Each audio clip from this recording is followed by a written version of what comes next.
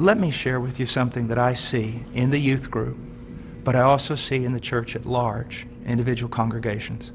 Because we have dumbed down the gospel, because we're not preaching the true gospel, and we are using carnal means to attract people. If you use carnal means to attract men, you're going to attract carnal men. And you're going to have to keep using greater carnal means to keep them in the church. So what has happened is this. We have these large churches filled with many unconverted carnal people. But in those churches, we also have this small group of people that honestly want Christ.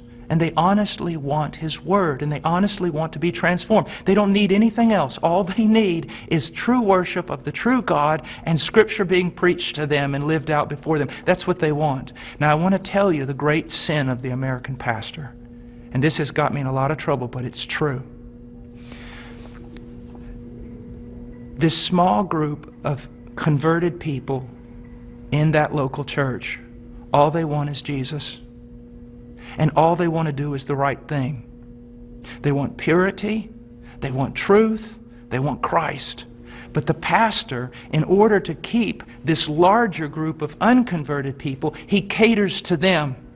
So while he is feeding these carnal men and women with carnal things, he is letting the sheep of God starve to death, and he is going to stand before God one day in judgment. Listen, brother, if my wife was going grocery shopping, and when she was going out to her car, some men assailed her, attacked her brutally, and you walked by, and you did not want to get involved because you didn't want to cause trouble, you didn't want to put yourself in harm's way, you just wanted everything to go smooth. After all that was done, I would look for those men to deal with them. But I want you to know this, I'd look for you too. Because you had a chance to stand for my wife, my bride. And out of self-preservation or wrong ideas, you did not do it. You're just as much responsible as those men who attacked her. And that's what's happening all throughout America with pastors.